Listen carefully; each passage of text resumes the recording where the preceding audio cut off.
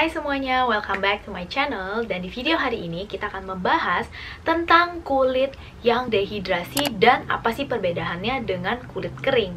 Oke, pertama mari kita bahas dulu ya dari nama-namanya. Apa sih arti dari kulit dehidrasi? Pertama, kulit dehidrasi itu merupakan kondisi sementara yang terjadi di kulit kita di saat kulit kita itu kekurangan kandungan air. Nah, sedangkan apa sih artinya kulit kering itu? Nah, kulit kering itu adalah saat dimana kulit kita itu tidak memproduksi banyak kandungan minyak.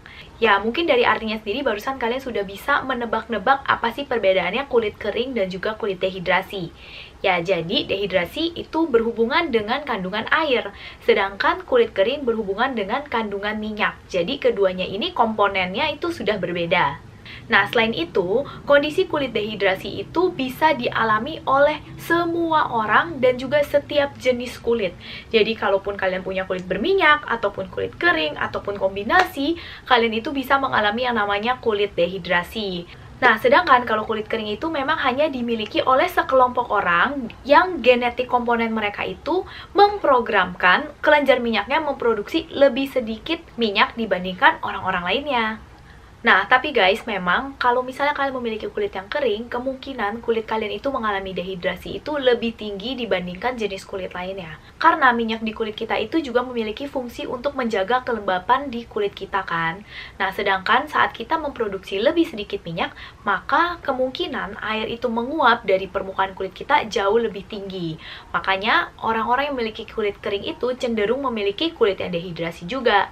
Tapi ini tidak menutup kemungkinan untuk teman-teman dari jenis kulit lainnya ada yang oily atau kombinasi untuk mengalami kulit yang namanya dehidrasi. Nah, lalu apa aja sih ciri-ciri yang kulit yang dehidrasi? Yang pertama adalah kulitnya itu akan terasa gatal, dan yang kedua, mungkin juga kulitnya akan terlihat sedikit kusam. Karena kulit yang glowing dan juga bercahaya itu diakibatkan oleh pantulan cahaya yang bisa memantul dari permukaan kulit kita secara seragam. Sedangkan saat kulit kita itu kekurangan air, maka cahaya tidak bisa memantul secara seragam di permukaan kulit kita. Jadi kulit kita akan terlihat kusam. Nah, lalu ciri-ciri berikutnya adalah kulit terasa ketarik. Jadi terasa kencang walaupun berminyak sekalipun. Nah, kalau misalnya kalian punya kulit yang berminyak tapi masih terasa kencang, nggak nyaman kulitnya, kemungkinan kalian sedang mengalami kulit dehidrasi tapi berminyak. Nah, lalu ciri-ciri berikutnya adalah munculnya kulit-kulit yang mengelupas. Nah, lalu ciri-ciri yang terakhir adalah semakin besar atau semakin nampak garis-garis halus di wajah kita. Nah, dari semua ciri-ciri barusan dari kulit dehidrasi, apa aja nih yang kalian udah pernah rasakan? Kira-kira apa yang paling berasa di kulit kalian? Nah, kalau berdasarkan pengalaman aku sebagai seseorang yang memiliki kulit oily combination, kalau misalnya kulit aku lagi dehidrasi, hal pertama yang aku rasakan adalah kulit tuh terasa kencang dan ketarik, pokoknya nggak nyaman banget. Selain itu muncul juga tuh namanya dry patches atau kulit-kulit mengelupas di bagian-bagian seperti sekitar hidung, ataupun bagian-bagian yang rentan memang mengalami dehidrasi. Nah, lalu gimana sih cara kalian bisa mengetahui kalau misalnya kulit kalian itu sedang dehidrasi selain dari ciri-ciri yang barusan aku sebutkan?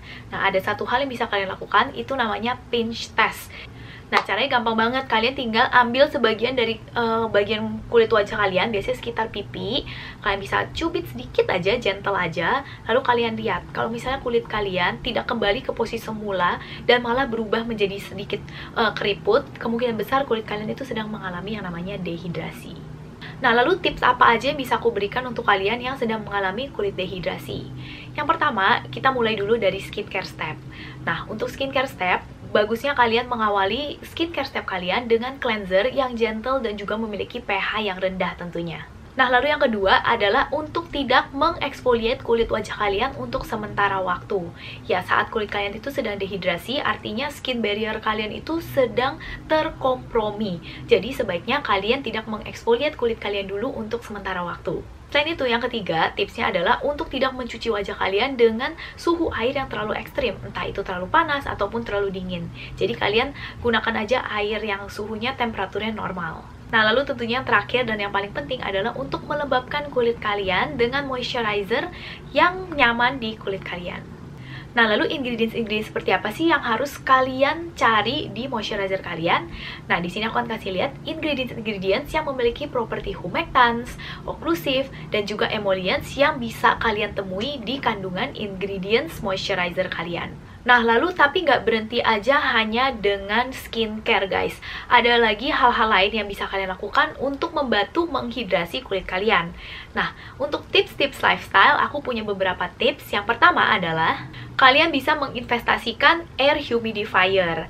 Ya, jadi mungkin kalian pernah lihat air humidifier, gampang banget, kalian tinggal cari aja di e-commerce platform, harganya juga bervariasi. Sebenarnya fungsi utama dari humidifier ini adalah mengembalikan atau meningkatkan kandungan air di udara, sehingga kulit kita itu bisa terjaga kelembapannya. Kalau misalnya udara kita itu semakin kering, semakin besar kemungkinan air di permukaan kulit kita itu lebih cepat menguap. Sedangkan kalau kandungan air di dalam udara itu lebih tinggi, maka air yang ada di permukaan kulit kita akan lebih sulit untuk menguap.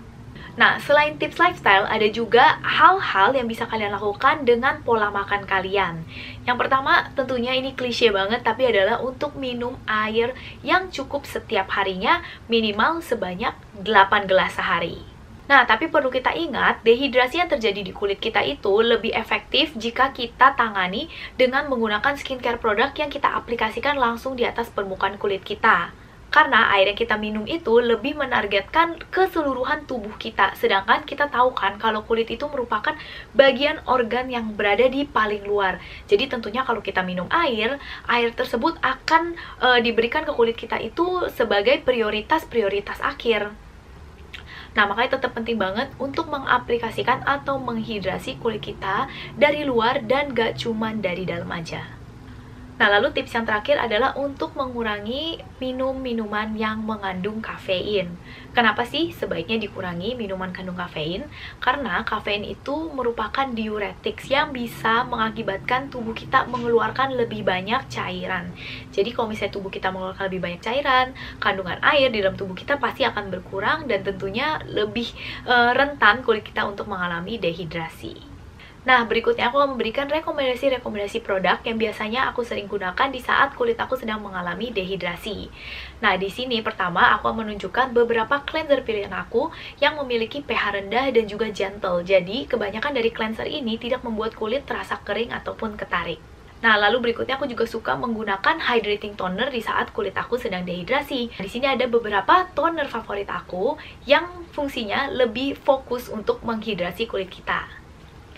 Nah, lalu yang terakhir tentunya adalah moisturizer untuk mengunci kelembapan yang baru saja kita taruh di kulit kita. Di sini ada beberapa produk favorit aku yang sering aku gunakan di saat kulit aku sedang dehidrasi. Oke guys, jadi segitu aja untuk videonya hari ini. Kita udah bahas tentang perbedaan kulit dehidrasi dan juga kulit kering. Lalu kita juga udah bahas tentang ciri-ciri dan cara menangkal kulit yang dehidrasi serta produk recommendation-nya. Oke, jadi kalau kalian suka video ini, jangan lupa untuk subscribe dan juga like dan juga share ke teman-teman kalian yang membutuhkan video ini. And yeah, hope you guys enjoy this video and see you guys again next time. Bye guys!